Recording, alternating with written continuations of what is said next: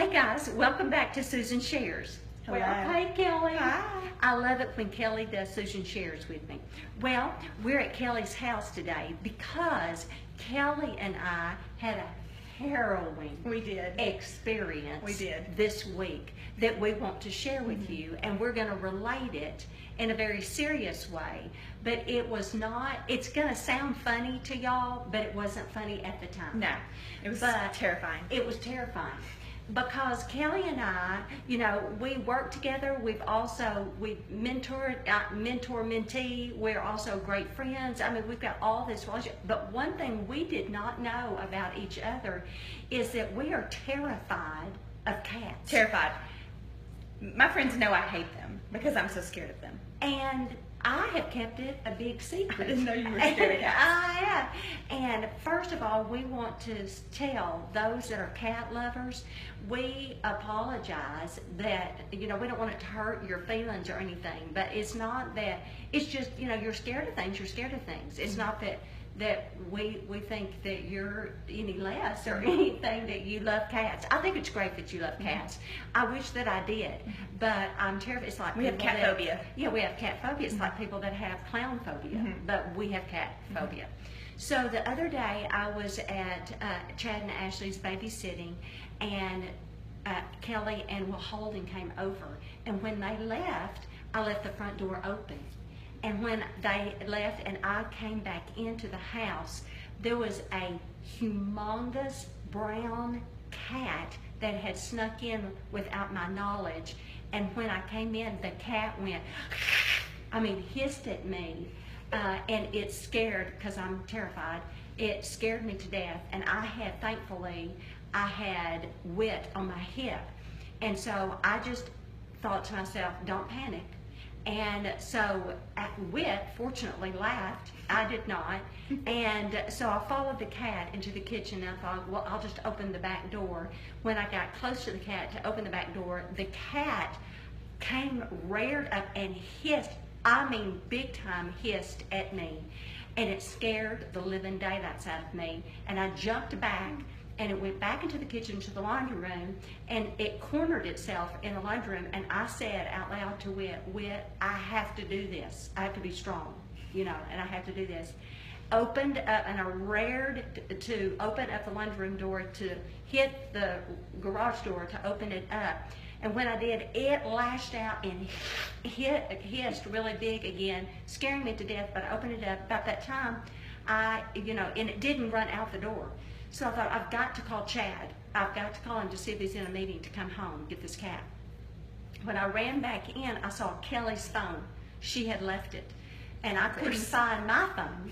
And so I went back, I left the garage door open, and about that time, Kelly drove up. And so I run outside, Kelly.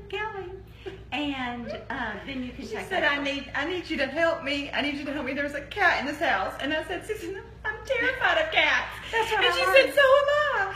And so I said, well, okay, we'll just try. So I picked up a broom. I wasn't going to hit the cat. I just was going to sweep it out. I didn't know what to do, so I said, I'm not touching that cat. And so we came in, and the cat we couldn't find it. And we looked all over the house, we couldn't find it. Well, then it finally came out of the office. Yes. And it was a terrifying looking cat. It wasn't, I'll admit some cats are cute. This cat was not cute. It was very scary.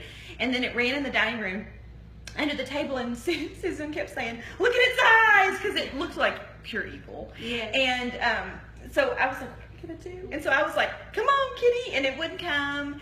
And then it kept moving from room to room. It went to the bathroom, so I kind of got in there with my broom, looking terrified. And so finally, I kind of just scared it from room to room till we finally got it to go out into the garage. And Susan called Chad and said, I slammed the door. Yes. Susan slammed the door and said, well, I'm not going to worry about it now. It's in the garage. And then I called Chad and I said, Chad, there is a huge brown cat that has gotten in the house. You're going to have, if you're not in the meeting, can you come home? And I said, it has hissed at me 3 times. And he said, oh, that's bad. And I said, no, I'm serious. It has hissed at me 3 times. And and Whit is here, and you've got to come home. And he said, okay. And so about that time, the garage door, we knew the cat was in the garage. So Kelly said, I'm going to make a run for my car before the cat gets out of the garage. And I've never seen this girl run that fast in my life. I've never seen her run that fast. She did. She ran I didn't want and the got cat to to jump the in my car. And she ran to the car, and it was hilarious. But she ran, got in the car, and Chad got home, and we're all safe, as you can see. And you're saying, why in the world are you telling this story on Susan Shares? Because this is why. The spiritual lesson is this: we're all terrified at some point or another. Now, this was a funny story, but it wasn't funny at the time, and I'm being serious. My heart was racing, and so was hers. We were screaming like little girls. We really were, and we really are terrified of that. And when I told the story to Steve, he said, Susan, you should not have tried to pick up that cat. If the cat was hissing like that, you should not. That was probably a stray. Did it have a collar? I said, who was looking for a collar? I mean, I wasn't, and I know Kelly wasn't either. And so, but you shouldn't have tried to pick it up. And I'm so glad Chad did come home. I'm glad Kelly was there, because let me tell you, when you're terrified and you're scared, I tell you, who are you supposed to go to? And I was, God, God, God, God, God. I just kept saying his name over and over and over before Kelly got there. And you know what? When Kelly drove up, you know what my blood pressure did? It went down. Now, when she hollered at me, Susan, I'm terrified. I'm terrified of cats. And I said, I am too. But when we were doing this together, it made it so much better. Because you know why? We're designed for relationship. We're designed to do life together. And I've got a scripture in Galatians that says we're supposed to do life together. And Kelly's got it on her phone. We're going to read a couple of scriptures. Also, it says in scripture, one of the scriptures that come to mind is in Philippians, it says to cast our anxiety upon him because he cares for us. We're immediately supposed to cry out to God. When we are terrified, when we're in a spot where we don't know what to do, we are supposed to cry out to God. And we're not supposed to do it alone. We're never alone without God. But when we are together with somebody that we know has our back and we know that loves us, I know Kelly loves me and she knows that I love her. When we're joined hand in glove, when we're going through something that's terrifying together and we are believers, I'm telling you, it's a force to be reckoned with. We're a force to be reckoned with. When we have God in us, when you have God in you and you're with another believer, it says when two or more are gathered in my name, I am there. So when we're weak, he's strong. So when we're trying to figure it out on our own, no. But when we're joined together and we're a force to be reckoned with together, I kid you not.